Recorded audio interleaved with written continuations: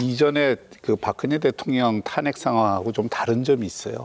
그 전에 박근혜 대통령 탄핵 상황은 사실은 그때는 이 보수층도 거의 어떤 입 한 번 띄기 어려울 정도로 이 괴멸적 그 상태에 있었어요. 속칭 멘탈이 붕괴된 그렇죠. 상황이었죠. 예. 그리고 그런 상황에서 실제로 이 그 어떤 정치적인 전략이나 셈법을 가지기가 굉장히 어려운 상황이었거든요.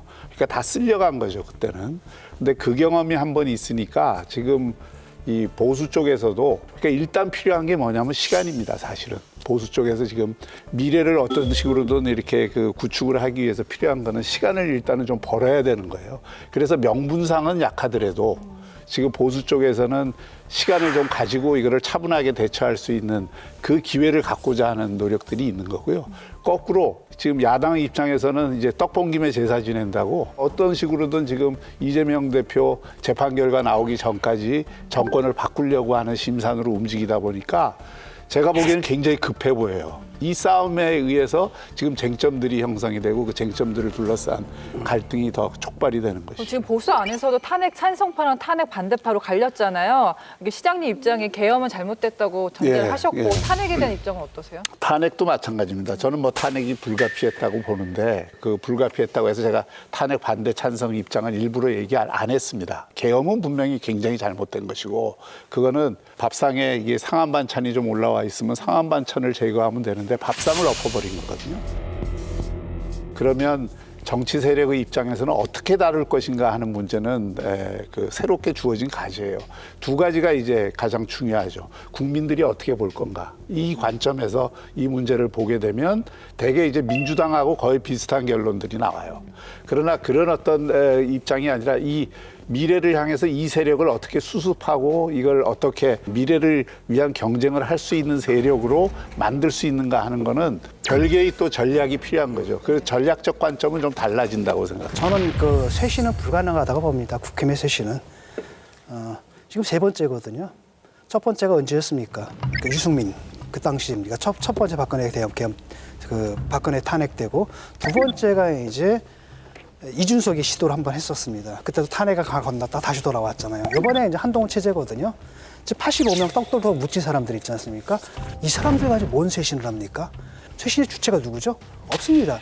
쇄신의 대상들만 남아 있거든요. 이 쇄신의 대상들이 남아가지고 지금 대통령이 계엄을 했는데도 쇄신을 못 해요.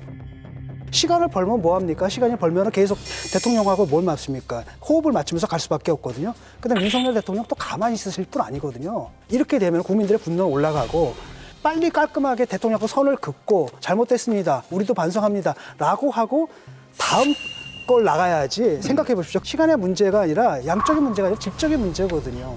근데 이제 흔히 우리가 얘기하지만 그 이 국민의힘 자체의 내부 쇄신 동력이 있냐.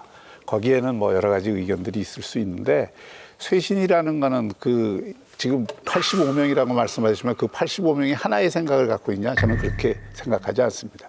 그 흐름 속에서 자기 판단을 그 하는 건데 그래서 많은 사람들이 얘기를 하지만 2016년 탄핵 이후에는 보수가 갈갈이 찢어지고 그 가운데에서 누구도 중심을 못 잡는 상황이 벌어졌고 그 다음에 있는 대선에서 사실은 명함 내밀기도 힘들어졌어요. 근데 지금은 가장 중요한 원칙이 탄핵을 반대했거나 찬성을 했거나 또는 뭐 중간 입장에 관계없이 이 대우를 유지하면서 혁신을 해야 된다. 하는 데 대해서는 큰 틀은 유지해야 된다는 데 대해서는 포괄적인 합의가 있는 거죠. 결국은 새로운 리더십이 들었을 때 그 쇄신이 가능한 것이지 지금은 상황 관리를 하는 리더십이 들어섰을 뿐이에요. 그 상황 관리하는 리더십이 쇄신을 추진하기는 굉장히 현실적 한계도 있고 그 상황 관리는 언제 끝나냐면은 결국 탄핵 심판 그 과정까지가 저는 상황 관리라고 생각을 합니다. 그 상황 관리가 끝나면 결국 새로운 리더십 경쟁이 벌어질 수밖에 없고 그때까지 저는 윤석열 대통령이 이 당의 주인 행사를 할 수 없다고 생각합니다.